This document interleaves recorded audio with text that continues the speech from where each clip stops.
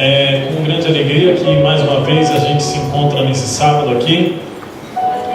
E de antemão já quero agradecer os irmãos que estiveram conosco, se puderam estar conosco na vigília da semana passada. Foi uma vigília muito marcante. Foi a primeira vigília que nós tivemos lá na igreja de Bom Sucesso. E foi muito bom essa experiência, foi muito marcante. Os irmãos estão muito felizes pela união, pela comunhão que nós temos, né? E quando eu venho aqui eu me sinto um de vocês, um dos irmãos aqui. Ontem eu fiquei muito emocionado conversando com o pastor Jair, eu não falei, mas existem algumas coisas na vida de um servo de Deus que a gente precisa ter, que são referências paternas, espirituais. E ontem, quando o pastor Jair conversando comigo disse que tinha um filho dele, eu fiquei muito emocionado, porque a gente precisa ser cuidado. E a Bíblia diz que tem amigos que valem muito mais do que o irmão, né? Eu tenho um amigo que vale muito mais que o pai, né? Que é o pastor Jair. Muito obrigado pelo carinho, por tudo que o Senhor tem feito por nós. E a igreja, os irmãos que aqui estão, eu tenho sentido grandemente a presença de Deus aqui, nessa noite em especial. Não sei por qual motivo eu estou tão sensível hoje às coisas de Deus. Não que nós não tenhamos, que nós não temos ficado sensíveis. É que com o passar dos dias, algumas coisas que nos acontecem, a gente vai, uma hora ou outra, não estando mais sensíveis às coisas de Deus. E hoje, quando nós chegamos aqui, eu falei: Senhor, o que vai acontecer hoje aqui? O Senhor falou ao meu coração que hoje o Senhor estaria trabalhando diferentemente daquilo que nós estamos habituados a esperar. Graças a Deus por isso, né? Graças a Deus por isso. Eu queria que o irmão desse um pouquinho mais de agudo na minha voz.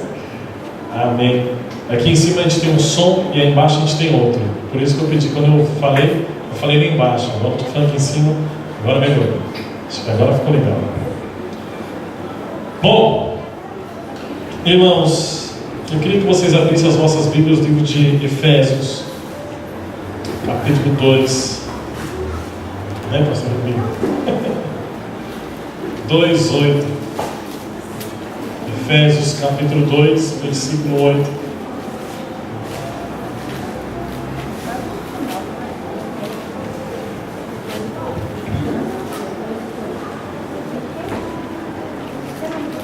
Efésios 2:8.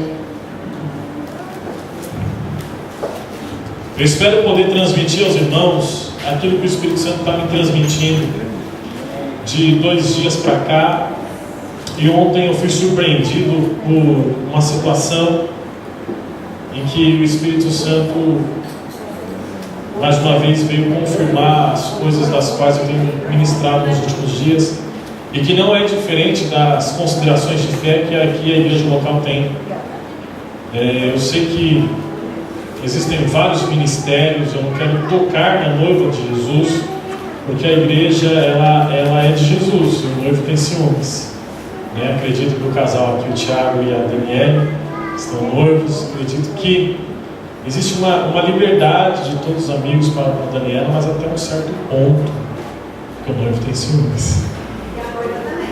A noiva também. A noiva é mais. Algumas horas a noiva é um pouquinho mais. Mas o que me chama a atenção é que aqui Cristo, como noivo e ciumento que Ele é por conta da sua noiva, eu não quero entrar em meandros que não me condizem respeito a entrar, mas eu posso considerar algumas coisas das quais eu vi nos últimos dias e que graças a Deus aqui não acontece. Graças a Deus aqui é uma igreja sadia, abençoada. Eu quero que você valorize muito este lugar que Deus te colocou. Amém. Valoriza muito. E lá onde nós estamos pastorando, eu também procuro dizer aos irmãos para valorizar o local e aquilo que Deus tem dado para nós naquele lugar. E você vai se identificar com essa mensagem hoje. Aí eu costumo observar que o culto todo, ele é completo. E quando Deus quer falar em um tema, Ele fala do início ao fim do culto naquele tema. E veio justamente, esse paradoxo veio justamente para confirmar aquilo que já estava em meu coração, e que na qual eu quero compartilhar com os irmãos este pão que Deus tem nos dado no dia de hoje. Amém? Amém. Eu não orei aqui pelos irmãos porque eu quero que aquilo que eu fale hoje, agora, seja uma oração para a tua alma, para a tua vida. Amém. Jesus.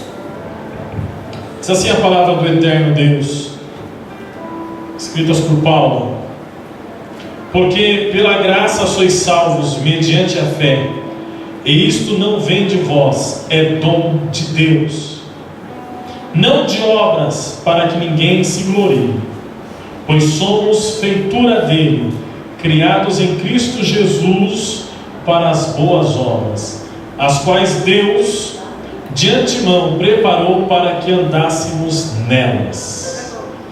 No versículo de número 8 diz assim: porque pela graça sois salvos mediante a fé, e isto não vem de vós, é dom de Deus. Feche a sua Bíblia, coloque do lado por gentileza, e dê para Jesus mais uma vez uma salva de palmas que ele merece, que na honra e na glória. Glória a Deus.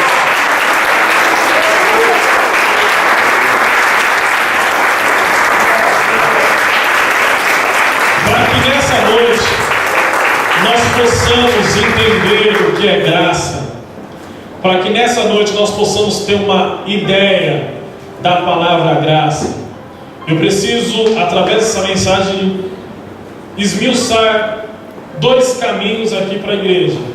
Eu preciso falar do que significa a palavra graça. Eu preciso dizer onde esta graça está na Bíblia Sagrada. Em outras palavras, eu quero resumir, sintetizar em algumas palavras para os irmãos onde Deus esteve na Bíblia, dando ao seu povo e à sua igreja, desde o seu início até nos dias de hoje, a graça que é dita, que é falada nas mídias, que é publicada, que é pronunciada através de músicas, através de determinadas ideias, através de alguns autores. Ou seja, eu quero chegar um pouquinho próximo daquilo que eu entendo por graça. Eu não sou dono de razão alguma, mas eu entendo um pouquinho de graça, e acredito que você vai também ver que o seu conhecimento não está longe daquilo que Deus espera que você conheça o que é graça. Para a gente poder aplicar essa palavra graça no seu entendimento, significa favor não merecido, significa, ou então em outras palavras, favor imerecido. Significa que alguém, uma superioridade maior, favoreceu alguém, favoreceu outra pessoa, ou favoreceu em uma determinada situação.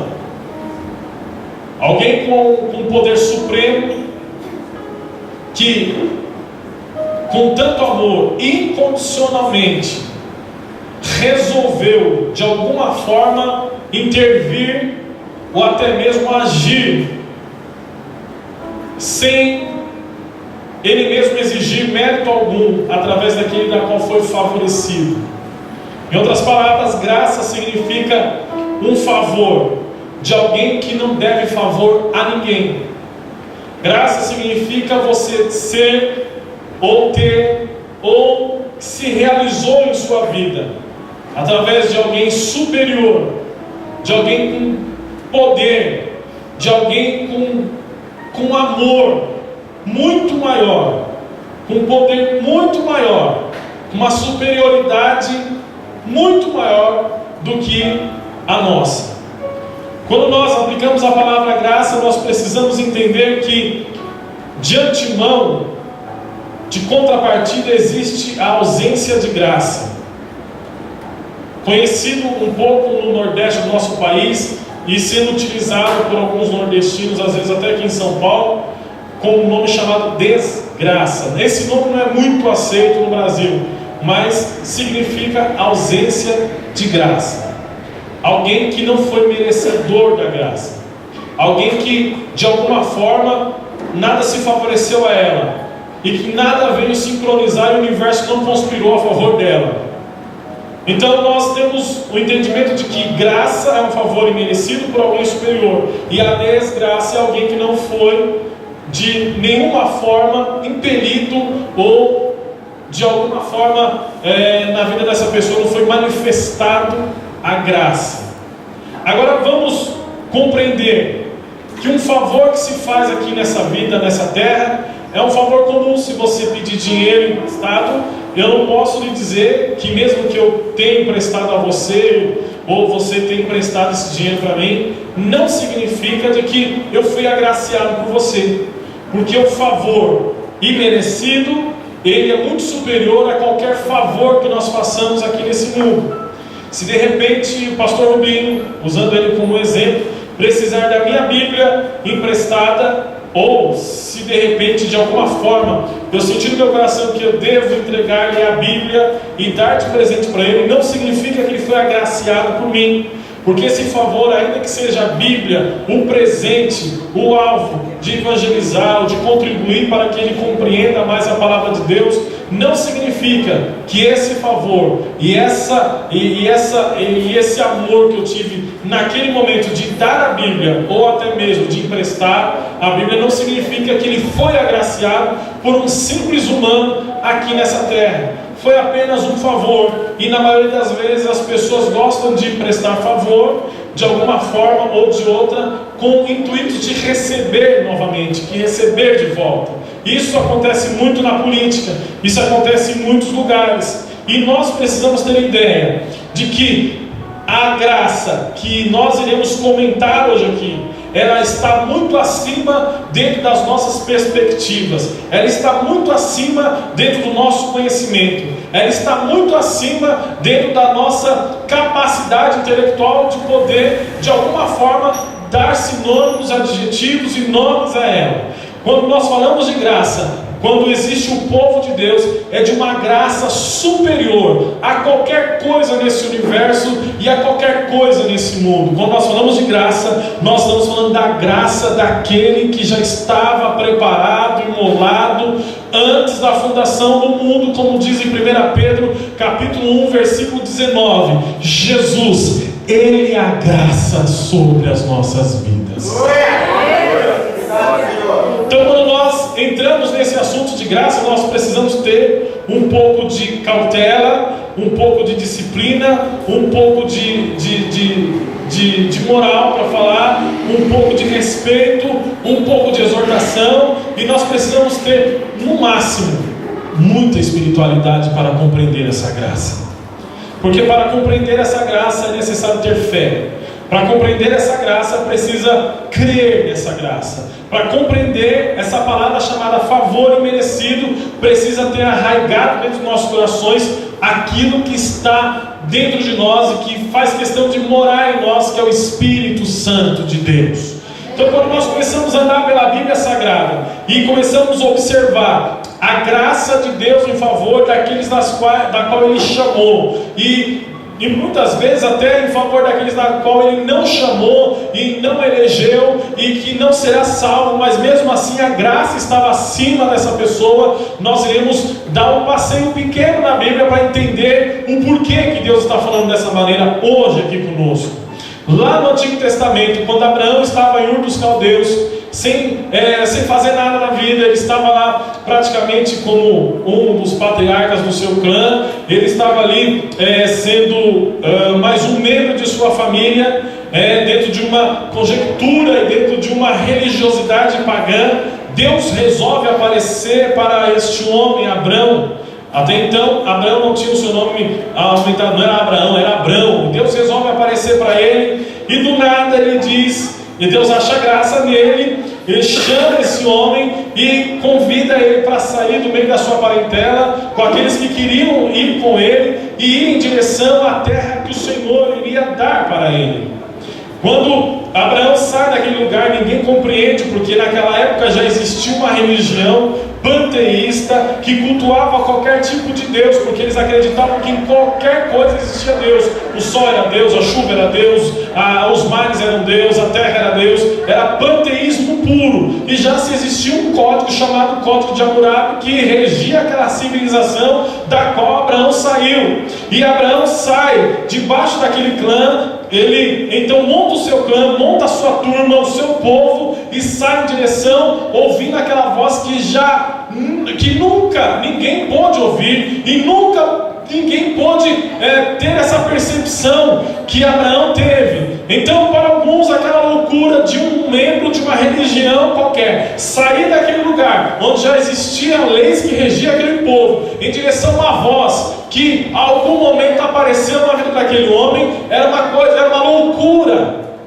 Era uma loucura sair daquele lugar onde ele já estava estabilizado, onde já se havia o início de uma civilização, se não já a civilização se completando e ali se desenvolvendo. Mas é uma loucura deixar tudo para trás em direção a essa voz. O que faz uma pessoa de repente dar saltos na sua vida em direção a uma voz que fala mais forte do que ela, em razão de algo que fala mais forte dentro do teu ser, só pode ser a graça. Não existe outra palavra a não ser o favor imerecido de Deus.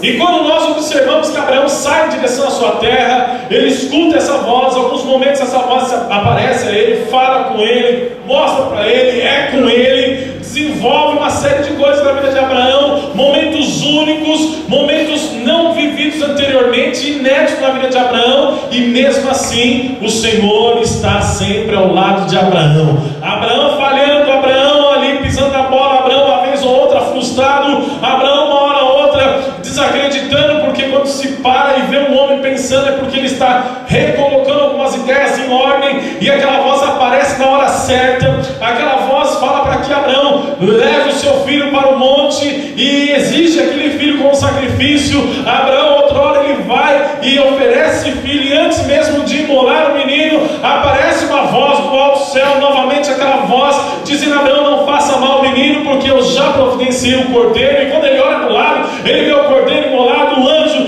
e etc. E nada mais pode nos dar a menção de que Deus estava sempre com Abraão, protegendo, conduzindo através da graça dele.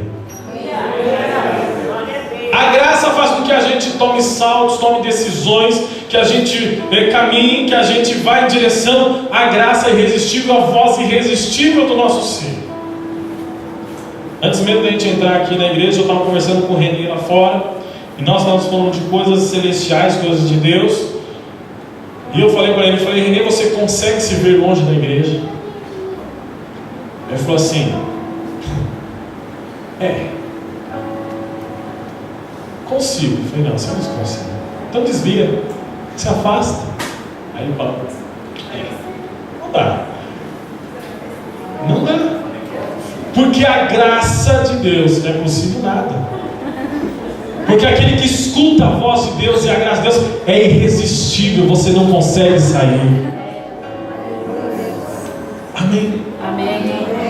E se de repente você se encontra uma hora ou outra no percurso da tua vida, tomando uma rasteira da vida, e vendo que você é fraco, que de repente o mundo te deu uma rasteira, alguma situação fez com que você por um minuto ou outro se desequilibrasse da fé, isso não significa que você está fora da graça de Deus. É sinal que Deus permitiu você tomar um escorregão para você firmar mais seus passos na rocha que é Cristo Jesus.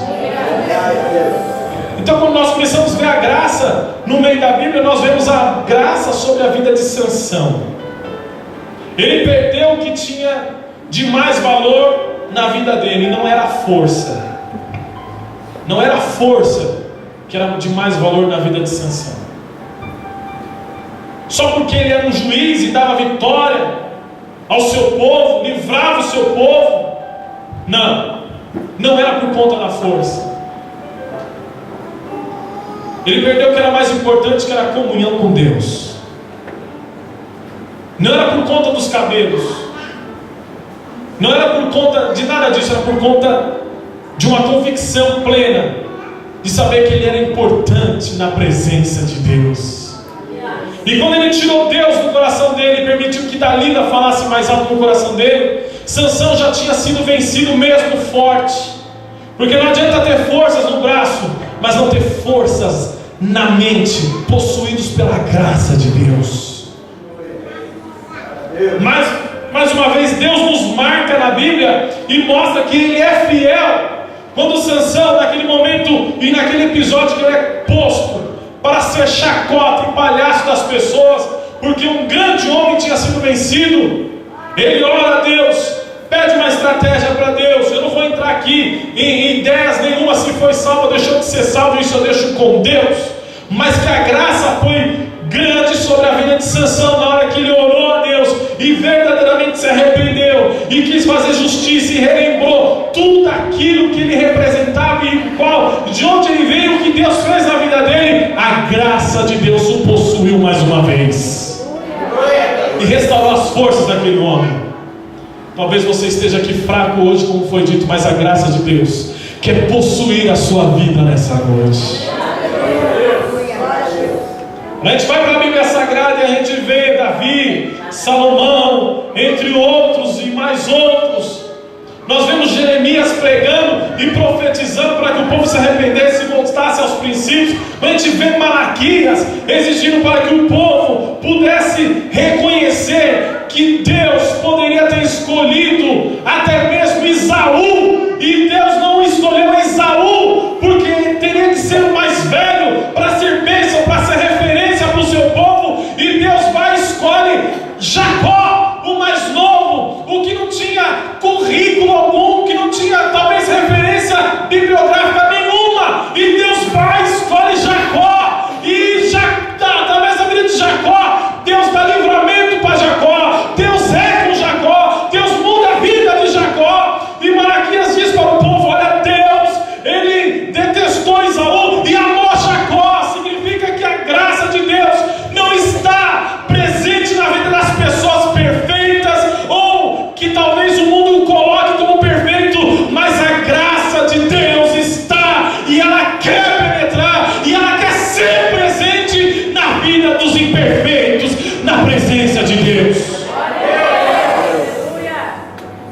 É agora que existe dentro de mim, que ontem e esses dias eu tenho parado e pensado o quanto nós somos abençoados, o quanto Deus nos fez, o quanto Deus fez por nós. E quando nós olhamos a graça no Novo Testamento, João colocando bem forte, bem imponente no versículo que ele diz que Deus amou o mundo de tal maneira que deu seu Filho unigênito, para que todo aquele que nele crê não pereça, mas tenha a vida eterna. Deus rasga os céus, mandando o seu Filho para dizer: olha, se vocês querem mais de mim, eu fui com o meu povo, eu abençoei meu povo, eu enriqueci meu povo, eu só precisava e eu queria que o meu povo reconhecesse o que eu sou e o que eu fiz por ele, mas ainda assim eu tenho mais algo a realizar na vida do meu povo, mandando o meu Filho, que é a maior graça que eu quero colocar, investir e pôr no meu povo, injetar no meu povo. Porque Jesus não foi convidado para andar do teu lado, não. Jesus, quando você permite essa graça entrar, é para que ele viva dentro de você. Mas o que me chama a atenção é que não basta isso. Eu dei essa voltinha na Bíblia para que nós possamos entender hoje que talvez a palavra graça está muito longe dos conceitos das quais nós estamos acostumados a ouvir. Graça tem que deixar de ser placa de igreja para viver dentro do coração da igreja. Graça tem que deixar de ser jargão para ser conduta. Graça tem que haver dentro dos principais problemas que a igreja enfrenta: A graça tem que superabundar o pecado, porque se ela não superabundar o pecado venceu a graça. Superabundar é elevar o nível ao ponto do pecado se afogar na graça e não existir mais. Graça é muito mais superior do que nós imaginemos. E quando nós vimos a graça diariamente, durante esse tempo todo que nós temos visto, 3.000 anos, 4.000 anos, seja lá quantos anos tiver a Bíblia, e quanto tempo foi que Deus fez os céus e a terra, e não importa se foi um dia, 1.000 anos, 10.000 anos, e cientista que fala que é bilhões de anos, e querem alguma hora ou outra colocar a Bíblia em cache, querem de alguma forma questionar a Bíblia, não interessa qual seja a resposta, se seja 1.000 anos, não interessa que seja o que for, Deus é eterno e a graça de Deus é eterna. É eterna. Enquanto houver Deus, haverá graça. E Deus é eterno. E aí, nós vemos a graça de Deus no meio da igreja. O início da igreja. A igreja caminhando, a igreja estando nos lares, porque começou nos lares. Talvez você não entenda, você está na igreja, mas não entende o que é igreja, você não sabe nem qual é a sua identidade. E nosso dever é te mostrar a história do que você faz parte, do que aconteceu para que você pudesse ter a liberdade de adorar a Deus hoje aqui, numa noite de sábado, pela beleza da santidade de Deus.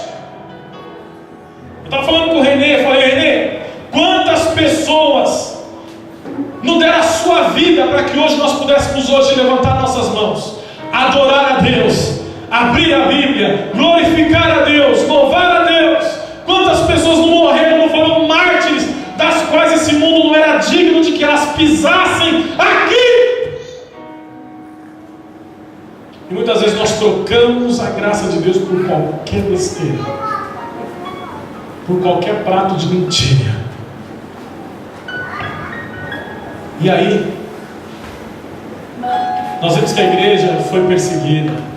A igreja se reunia nas casas.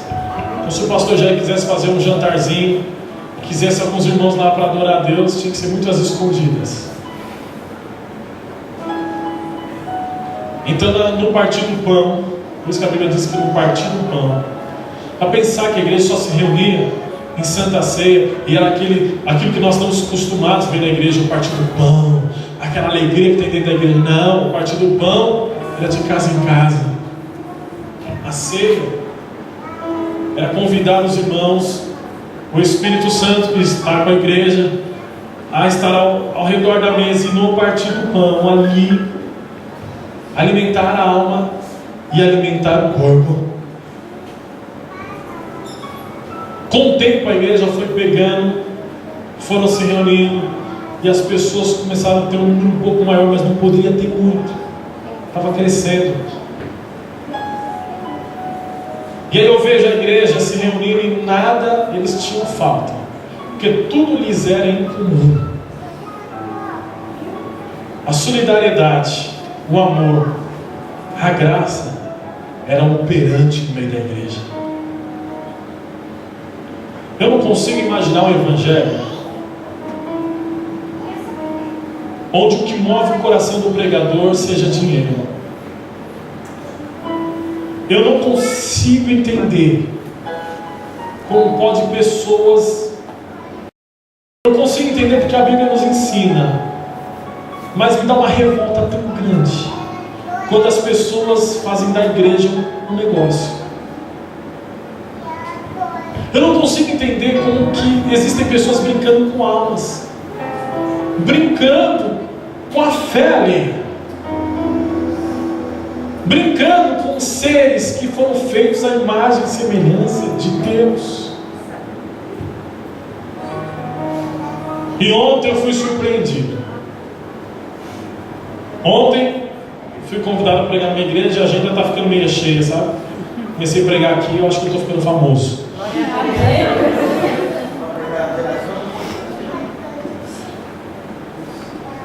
E eu fui numa determinada denominação, não vou nem recordar, não vou nem falar o nome, mas eu acredito que alguns que são meus amigos no Face puderam ver.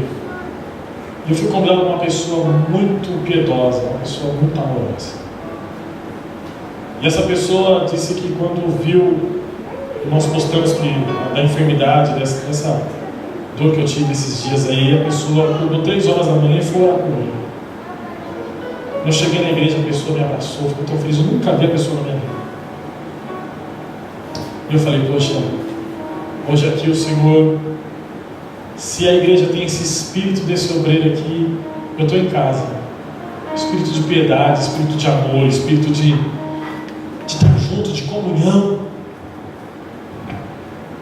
E eu fui surpreendido. Fui surpreendido.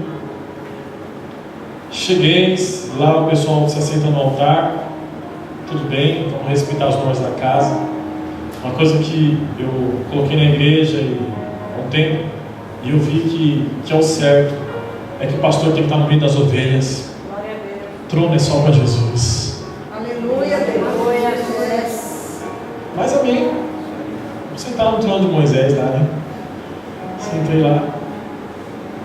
E aguardei a oportunidade para a gente ministrar a palavra. Pessoas com tanta vontade de receber de Deus, a alma implorando por algo melhor. E o Senhor me deu uma palavra, uma mensagem, e eu aguardando a minha vez, até que chega o pastor da igreja.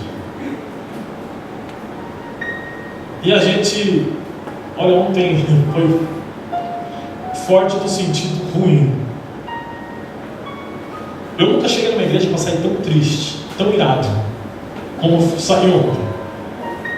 E quando o pastor subiu ao altar, me cumprimentou, pastor de uma boa impostação de voz, de um vocabulário atraente, carismático.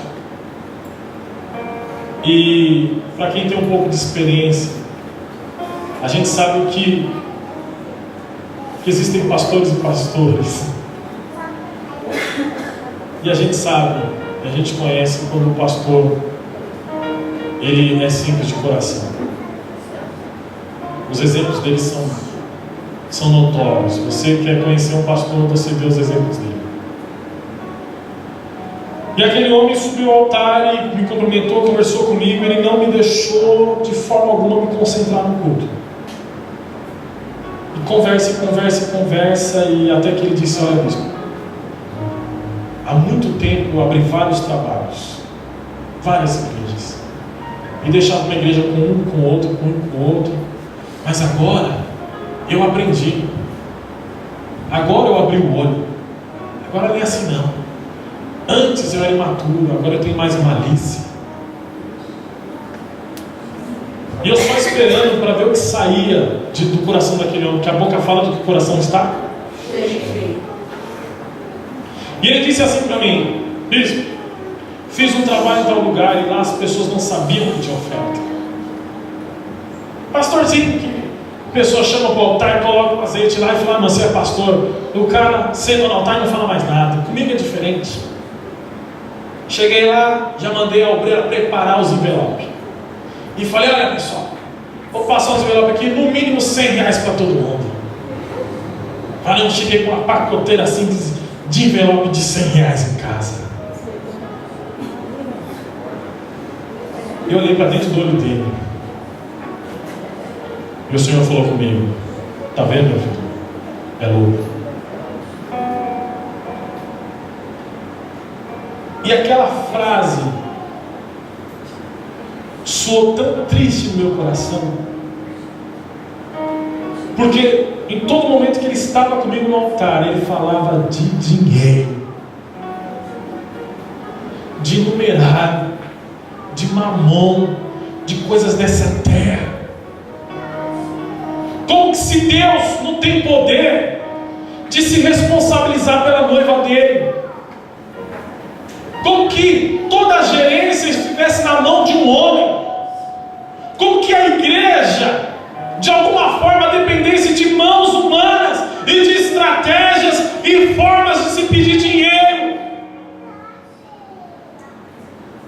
Naquela hora me veio uma revolta, uma vontade de ir embora, uma vontade de abandonar aquele lugar, de dar minha volta e de nem olhar para trás, e sem demagogia alguma, eu vim com ânsia de vômito para aquele lugar. E quando eu começo a enxergar na Bíblia de que Deus acrescentava os seus filhos na igreja de Atos, de que Deus fazia com que acontecesse milagres e tudo era comum, todos tinham um espírito generoso, um espírito de amor, um espírito voltado a dar sem esperança de receber, porque ele sabe que quem cuida da igreja é o Senhor, quem cuida da noiva é o noivo, e que não importa se quem tinha ou quem não tinha para dar, o importante é que Jesus, Ele é dono do ouro e da prata, Ele é o dono da igreja, e Ele é o Deus que provê todas as coisas. Eu não consigo enxergar graça em determinadas igrejas, onde as pessoas estão voltadas ao bem material, onde estão voltadas com o coração dentro daquilo que elas têm como tesouro nessa terra. Eu não consigo enxergar uma graça onde as pessoas valem o que elas têm e não o que elas são. Mas eu consigo enxergar uma graça onde o doutor aprende com o simples de coração. Eu consigo enxergar uma graça, eu consigo enxergar a graça de Deus, onde Deus levanta do monturo necessitado e faz ele assentar em cadeira de príncipes.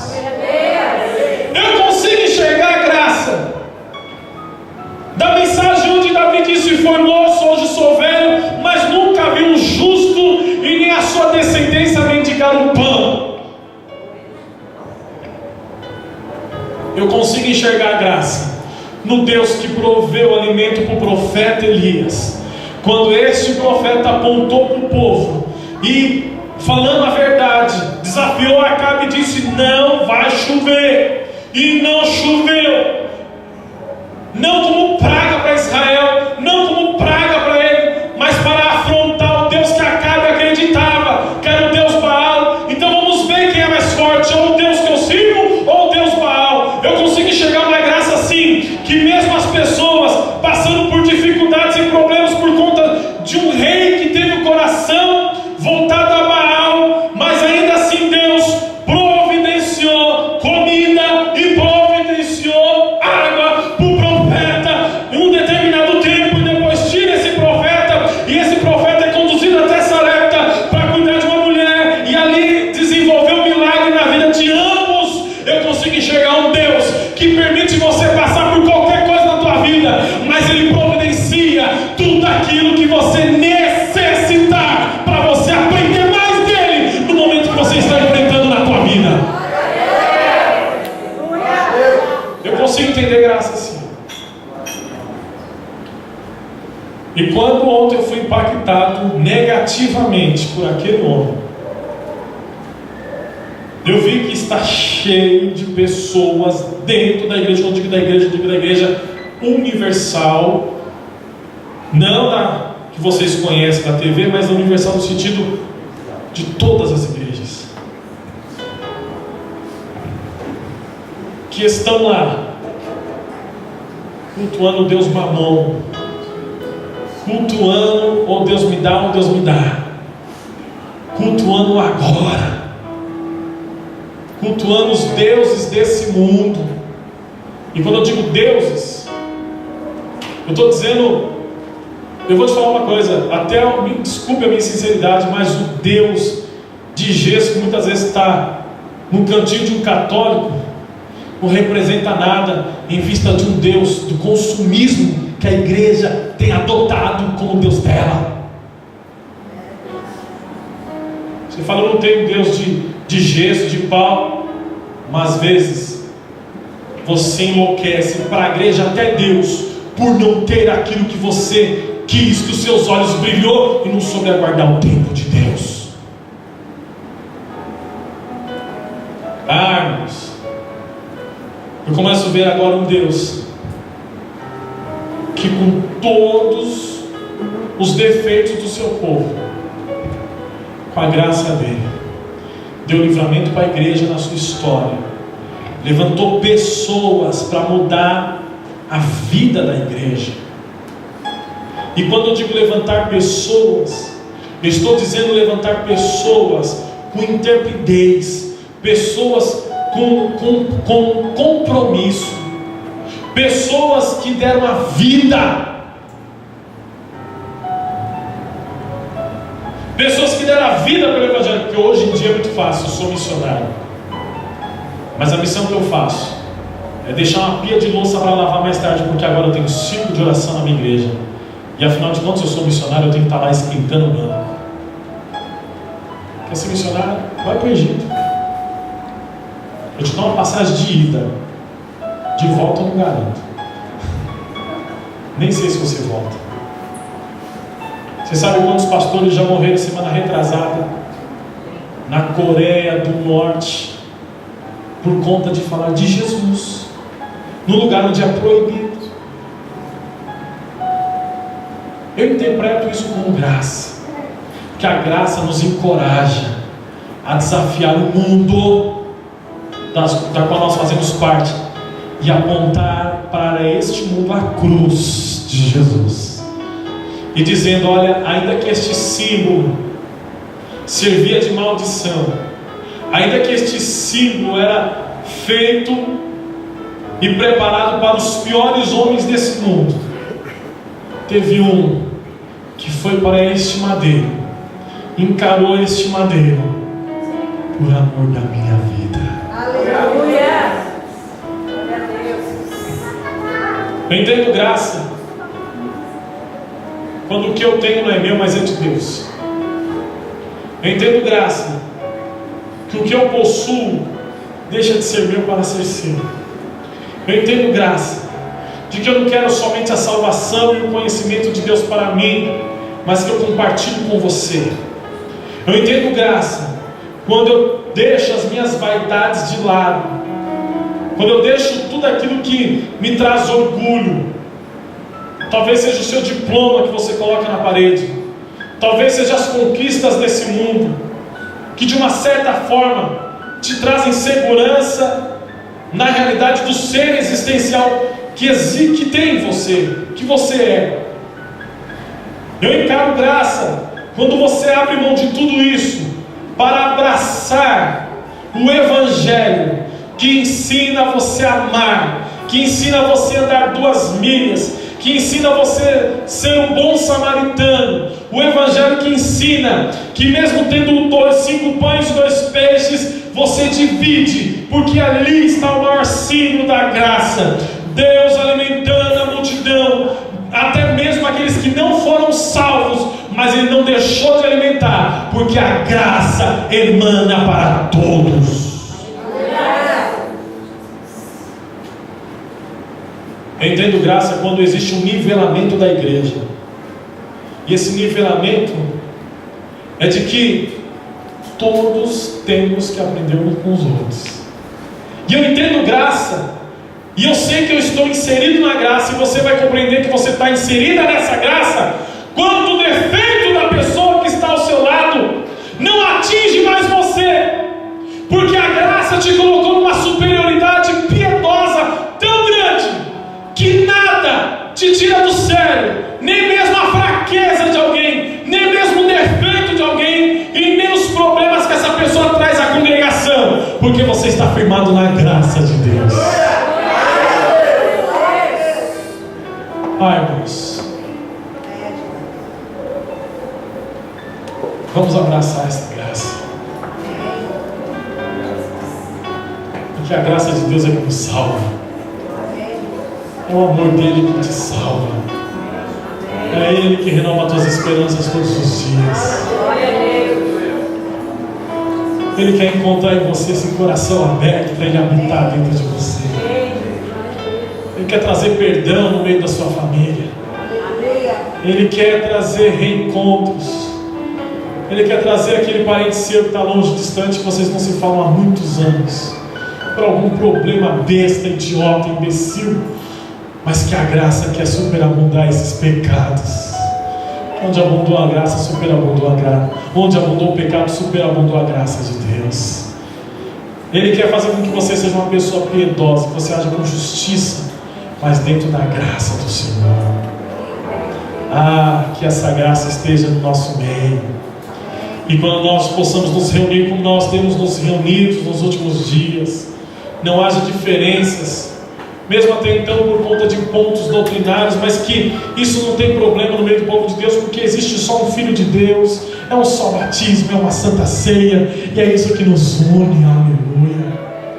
Que um dia nós possamos nos encontrar e ver que as diferenças ficaram nesse mundo, mas que a graça de Deus está acima de tudo. Que eu possa encontrar até mesmo na enfermidade que eu tive durante esses dias, a graça de Deus de entender que ainda que eu acredite que quando suba no altar e ministre a palavra de Deus, me sinto o homem mais feliz, mais cheio de Deus, e me sinto o homem mais realizado do mundo, ainda assim eu sou carne, e Deus permite alguns espinhos na minha vida para mostrar: olha filho, você precisa ainda mais de mim, se achega perto de mim, porque até a dor na presença de Deus é uma graça para te trazer perto dele. Interprete isso como evangelho. Interprete isso, que Deus te dá capacidade de compreender que até a dor, as percas, seja lá de quem for e do que for, te atrai para perto de Deus. A igreja está perdendo essa identidade.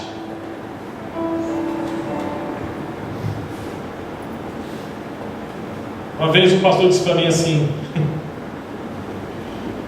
como é que pode tudo cooperar para o bem? Quer dizer que tem uma dor na pessoa, coopera para o bem. Quer dizer que a pessoa foi lá, fez tudo, cooperou para o bem. Quer dizer, eu falei sim. Paulo generalizou e eu estou com Paulo. Eu não sei e não conheço os mistérios de Deus e de que forma Deus opera e trabalha e faz. Quem sou eu para indagar o meu Deus e da forma como Ele opera? Quem sou eu para dar ordens ao Senhor que fez os céus e a terra? Quem sou eu para falar algo para aquele que diz assim aconteça e assim houve? Quem sou eu? Pobre, mortal, criatura, verme dessa terra, bichinho de Jacó. Quem sou eu? Mas se Paulo disse que todas as coisas cooperam para o bem, não era qualquer um que estava dizendo. Era um homem doutorado na lei, e que tudo aquilo que ele aprendeu na lei agora está sendo batizado pela graça de Deus. E na graça de Deus ele vê que até mesmo a dura luta que qualquer um enfrentar, até mesmo ele que foi decapitado, cooperou para o bem. Mesmo que custe a vida, mesmo que custe o que for, coopera, tanto para mim ou para quaisquer pessoas da qual eu venha influenciar através do Evangelho. Se você chega na igreja revoltadinho, porque de repente a sua família te deixa de lado, está cooperando para o bem, para você amanhã não fazer igual.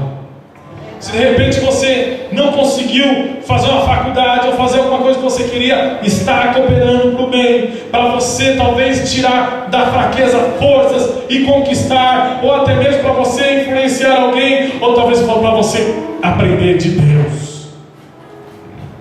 Se de repente existem algumas incógnitas na sua vida e você acredita que essas incógnitas foram direcionadas por Satanás ou por algum outro sentido da vida que veio a cometer na sua vida, não esquente a cabeça. Servo de Deus está acostumado a tirar lição boa, seja de qual for a limonada amarga que ele beber, porque assim Deus nos ensinou.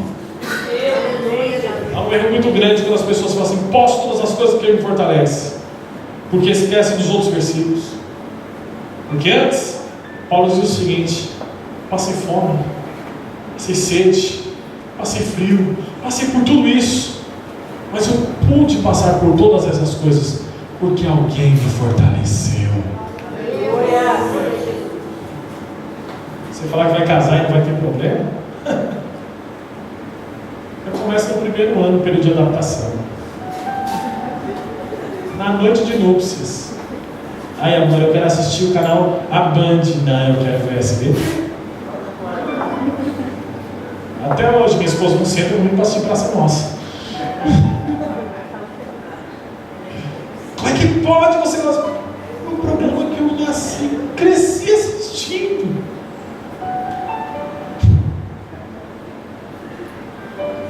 Você dizer que você entrou no curso dos seus sonhos e achar que só vai ter prática e não vai ter teoria.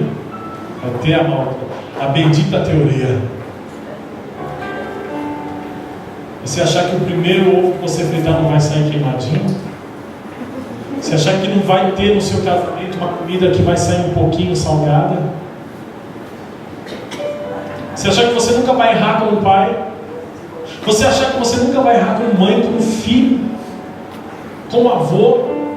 Você acha que você nunca vai errar como profissional? Você acha que a igreja nunca vai errar como igreja? Quantas vezes nós erramos, nos posicionamos diferente? Quantas vezes não temos ouvido? Quantas vezes eu não erro como bispo por não ouvir mais? Admiro o pastor Jair. Preciso muito aprender com este homem. Quantas vezes eu não erro em não ouvir mais?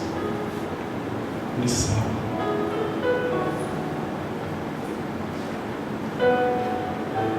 Quantas vezes nós não erramos, até mesmo em citar um versículo errado da Bíblia? Ou quantas vezes nós erramos por querer ser santos demais? Porque o Evangelho hoje é assim: você é de Deus? Você não pode dar um espirro debaixo do ar-condicionado, porque se você der um espirro, doença do diabo. Uma vez eu vi um pregador famoso na televisão, não estou terminando, e ele começou a pregar e falar que doença era do diabo, expulsa, e papapá, ou seja, ele não é da linhagem de Adão e Eva, ele veio de outro planeta. Ele esqueceu que todos pecaram e carecem da glória de Deus. E aí eu percebi aquela mensagem e falei: outro dia eu vou assistir, né? Vamos ver. Logo que começou esses cultos na televisão, né? Depois virou uma praga. No bom sentido da palavra. Mas tem algumas coisas que não vale a pena assistir. E aí no outro dia esse pastor estava fanho, estava gripado, e ele deu um espirro para piorar ainda a pregação dele. Ué, foi contraditório ao que ele pregou? Irmãos, nós precisamos entender que o Evangelho nos prepara para uma igreja triunfante, que encontrará com o noivo dela na glória.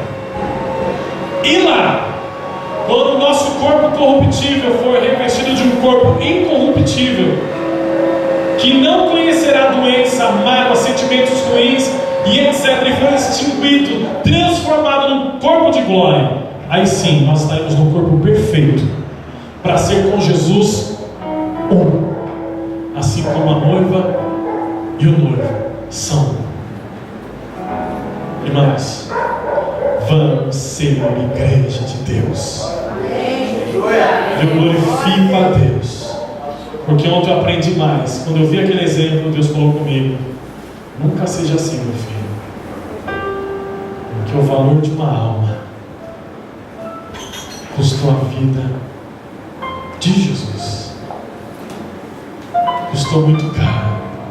Não foi com ouro, não foi com prata, mas foi com o sangue de Jesus.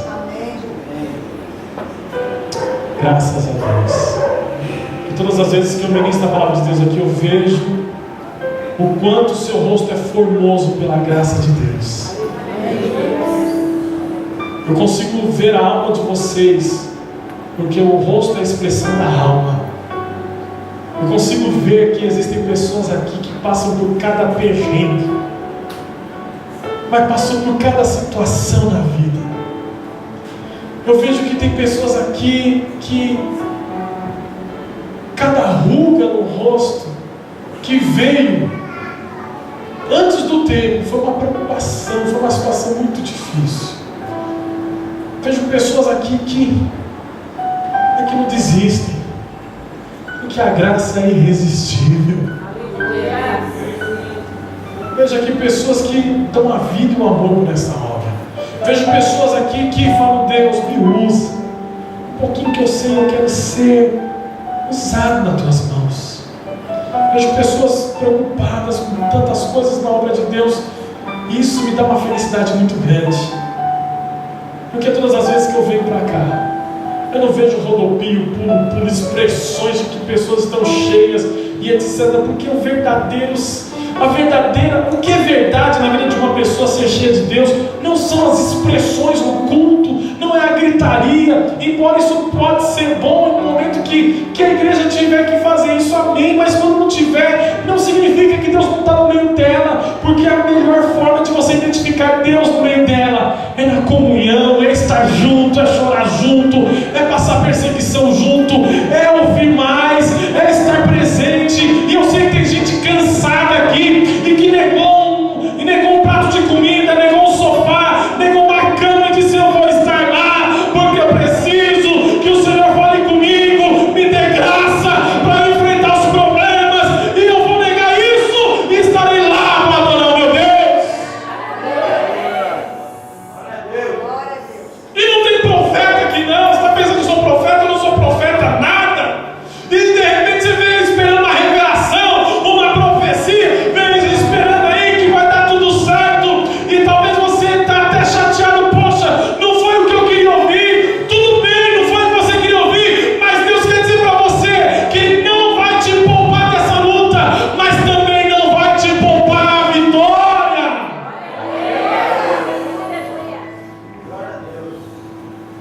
Você quer saber um pouquinho de como eu crio meu filho? Eu não sou referência para ninguém, mas eu crio meu filho, e por ser filho único, quem tem filho único sabe como é, não é verdade? Nem tudo eu dou para ele de mão beijada, sempre tem um preço a pagar. Sábado hoje é o dia que minha esposa dá uma melhorada na casa porque ela trabalha. Embora nós temos uma pessoa que nos ajuda lá, mas poeira é poeira, né, gente? Ela não pede licença, ela vai entrando. E uma das coisas, das tarefas que minha esposa dá para o meu filho é organizar o quarto dele. Com 5 anos de idade, ele guarda todos os sapatos. Ele organiza do jeito dele a cama dele. Ele se sente bem, ele se sente importante. E cada dia que passa, de acordo com que ele vai crescendo, eu vou aumentando a responsabilidade dele. E eu vejo ele, e através de alguns desenhos, eu percebi psicologicamente que ele é uma criança detalhista. Todo desenho que ele faz, ele põe detalhes. E para quem tem psicologia e compreende um pouco dessa área, quando um filho põe muitos detalhes no desenho, é porque os pais têm exigido um pouco mais deles. E eu comecei a observar que dessa forma eu tenho feito com que ele entenda e compreenda que tudo na vida tem um sacrifício, tem a sua luta, tem a sua avaliação, e que não é fácil, mas no final tem o seu prazer. E aí quando eu recompenso ele com algumas coisas, a alegria dele é muito grande. Se eu que sou pai, errado, pecador, e tento criar meu filho tendo esses princípios éticos, quanto mais Deus, que é pai e que permite determinadas situações na nossa vida para fortalecer nosso espírito, Ele também irá nos recompensar, porque a graça dele nos basta. Passo que você passar, não se venda. Eu sei que teve gente aqui que na hora que o presbítero chamou, teve gente que não veio. Mas essa palavra é para você. A graça de Deus te abraça hoje. Amém. De uma forma nova, porque ela se renova. Ela te abraça. Tem que você colocar sobre agora em nome de Jesus. Amém. Queria que você desse um abraço no irmão que está ao seu lado, atrás de você.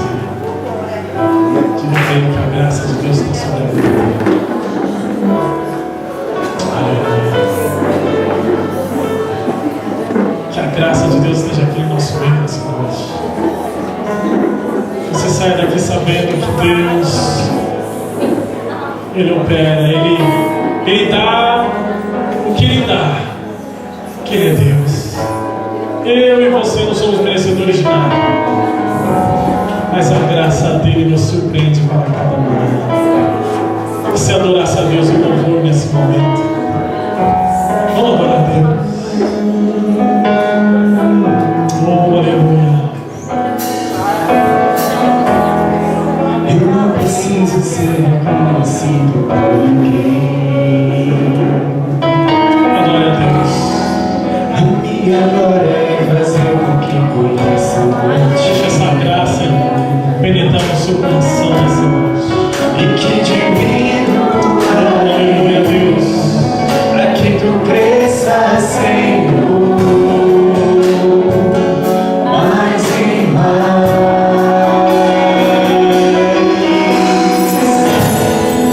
E como serafins que como constante a Ti. Esconde o rosto pra que vejam Tua face em mim.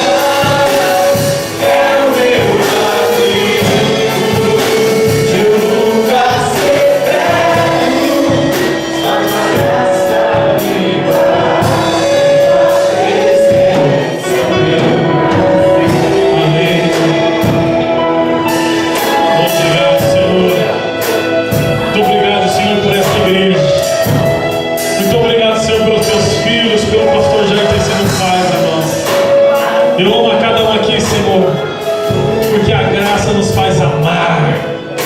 Oh Senhor Jesus, muito obrigado por esta casa, por esse acolhimento, por esses irmãos tão importantes, Senhor, para a minha vida, Pai. Pela confiança de ministrar a Tua palavra aqui aos nossos irmãos, Senhor. Que essa graça, esse amor esteja na vida de cada um. Em nome de Jesus. Você pode aplaudir se você quiser. Amém.